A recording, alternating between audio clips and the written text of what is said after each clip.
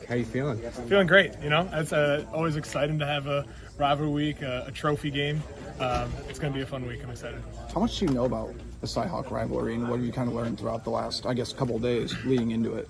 To be honest, I didn't really know much about the whole rivalry itself. I know that there's always a big rivalry. It's a big in-state game. Kind of always in-state rivalries between any team is always big games. But there's not too much that I knew heading into it. When you went back, looked at the film from Albany, just what were kind of your takeaways from that? Yeah, one of the things is just calm my feet down a little bit, slow everything down, make sure I'm catching it, then punching, getting into my drop, just so I can start seeing everything and just really trust my throws. And just sometimes just having that screw it mindset, just we're gonna throw it, we're gonna sling it, and that way we're gonna have more completions that way and get more balls down the field. Do you think maybe that stemmed from just first game jitters, just the feet work and then not, letting it loose a little bit? 100%. And that's, again, the first game jitters a little bit.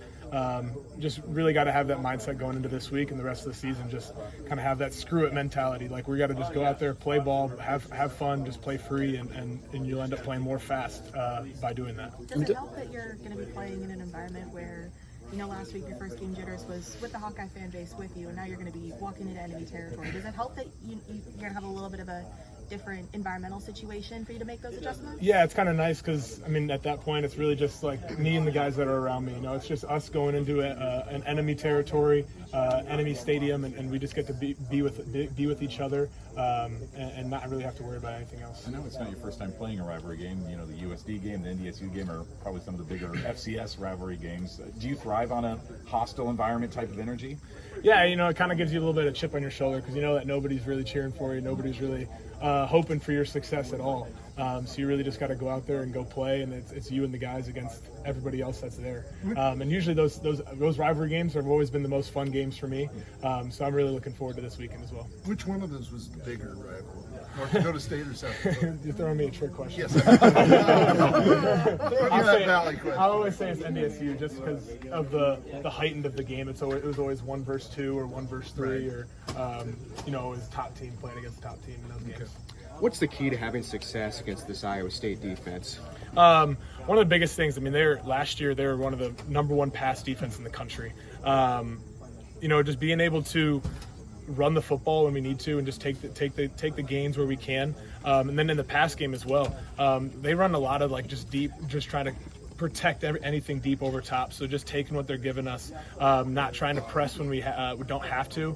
But then also taking those calculated risks and those calculated shots when they are starting to come down, we start running the ball a lot more, forcing those safeties to come down, we can end up throwing it over the top. So just really taking those calculated risks and knowing when we need to take shots versus when we can just check it down and let our playmakers make plays. Mark, have you played against a defense like that? Because it's one of the more unique kind of sets, but they've had great success with it. But have you played against a defense like that? It's a new defense for me. I've played it a couple times, but it wasn't ever that team's full go motto. Mm-hmm. They'd always be a kind of a switch up, a curveball that they'd throw into it. So this week it's been kind of nice to just solely focus on that portion of things. And obviously they have a lot of different wrinkles they can run and a lot of different guys in different faces. But we're doing a great job. Coach Lester's done a great job with the film so far, and we've learned a lot about him so far. We hear often about how unique and difficult it is going against that set.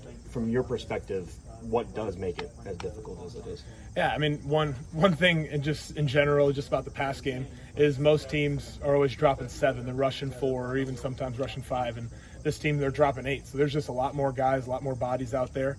But that also gives us an opportunity in the blocking scheme of just passing. I'll have a lot more time back there, so I can let guys develop. I can go out there, make plays, use my feet a little bit to extend the play, let guys get open and have chances that way. My colleague Jeff here did a story on your dad playing in Jack Trice Stadium. Has he given you any advice or told you about his experience playing over there? No, he hasn't. We haven't talked yet this week. We usually talk a little bit later in the week, but I always do remember him talking about him playing back there, and I think he played at Iowa one time too. So.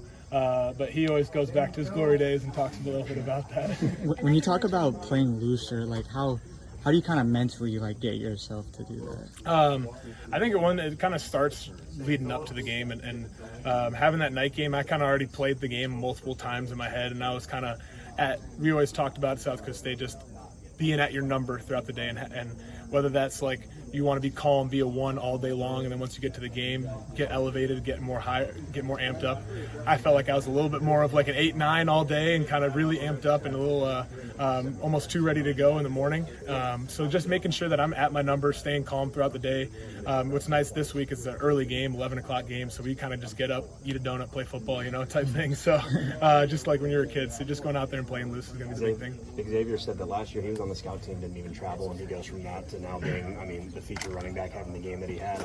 From a teammate's perspective, how cool is that to see just the hard work paying off where he's now getting the shine that he's been wanting? Yeah, it was awesome. And obviously I wasn't here last year during last season, but everyone was saying in all the Devo practices when he was getting reps against the Devo scrimmages, I guess, he was killing it, and he was running the ball super hard, and he was gaining yards here and there. And then this spring, he had an awesome spring, and we knew that coming into this year that he was going to have a great opportunity to play, get some reps, and obviously you saw that on Saturday how great he was. A lot of these games come down to special teams converting, and your kicker hit 55 and their kicker hit 63. What does it mean for you to, one, see Drew be able to knock down a career long to start the season for him, but also knowing that